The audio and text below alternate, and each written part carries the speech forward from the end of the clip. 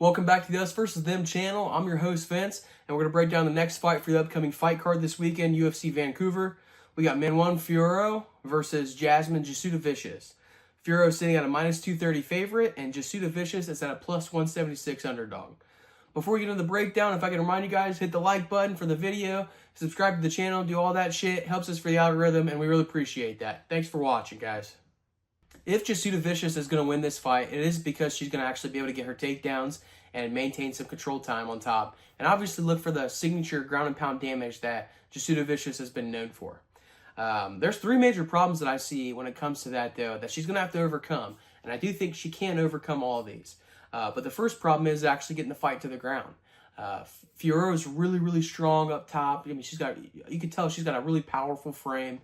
You can see in a lot of her fights that she's used to being the bigger, stronger fighter. And I think Jasudavicius also has that experience. She's also big for the division. She looks to use her physicality in the grappling to win those grappling exchanges.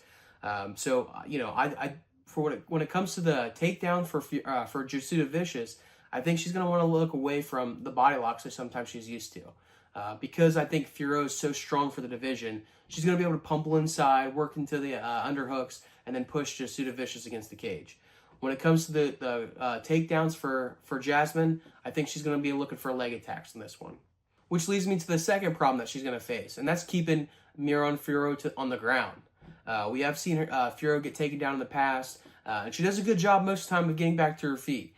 We saw in the Shevchenko fight in round 1, where Shevchenko was able to get a takedown and maintain top position for most of the round. But that's the only tape that I can find of her getting controlled on top. When she does get taken down, she does a really good job of using the fence to climb herself back up, turn inside, look for her underhooks, and get the fight to a striking fight again.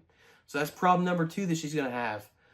Problem number 3 that I think Jasmine Jasudavicius is going to have in the grappling is to blend in her grappling with her striking. I've seen in the past where she kind of gets focused on striking and forgets about the grappling. Then she forgets focused on the grappling and forgets a little bit about the striking. Where she is most dangerous is when she's blending both the disciplines together really nicely. And what she's going to have to do in this fight is every single fight, every single round starts on your feet. So at that moment, embrace the striking, embrace all the striking that's coming her way, and let the takedowns come to her. Because a body lock takedown, which is what she's not looking for, that's going to present itself a little easier than somebody just marching in, lowering your level, and hitting that double leg. So those are the 3 problems I think she's going to have in winning the ground game, but I do think there's a path for her to do it. I have envisioned in my head this fight going a very specific way, and I'm going to lay that out for you guys right now. I do think round 1 is going to go to Manon Fiorot. I think she's going to have the technical advantage. I think her strikes are a little bit straighter and cleaner. And she does a better job at being defensively sound in the striking. So I think we're going to see Jasudavicius eat some shots early on, probably drop the first round, and go to the stool and realize that we have to make some adjustments here. Round 2, I think that's where the adjustments are going to come in, and I think that's where we're going to see Jasudavicius look for that takedown that she's trying to get. If she's able to get that takedown, I think that's going to set her up really nicely to win the round and win the fight. If she's not able to get that takedown, it's probably going to be a decision win on the other side for Fiorot. But I'm thinking that she is going to get this takedown and secure some top position and take a little bit of the pep out of the shots using the grappling.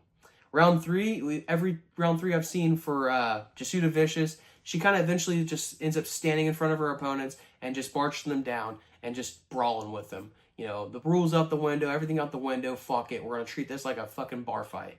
And we have seen in the past where that does seem to work against Fiorot. If you look back at the Aaron Blanchfield fight in round 3, Blanchfield started to say, fuck it, I'm bringing the fight to you, I'm brawling. And that's where she found the most success. So I think during that round 3, that's where we're going to see, I lean heavily for round 3 to go to Jasmine Jasudavicius for sure. So for my official prediction, it's kind of a long way for me to say that, but I could work out and I could look like a fucking genius. Anyways, for my official prediction, I'm going Jasudavicius to win this one. Very tight, very close decision win. That's all I got for you guys in this breakdown. If you agree, disagree, whatever, let me know in a comment below. I read all my comments. I respond to all my comments. So I always appreciate that feedback from you guys. And stop by for our next video where we break down Cody Gibson versus Orikaling, I guess. That's his real name. It's not just a sound I just made. So, yeah. So stop by for that video. Like I said, like and subscribe. And thank you guys. I'm fucking out of here.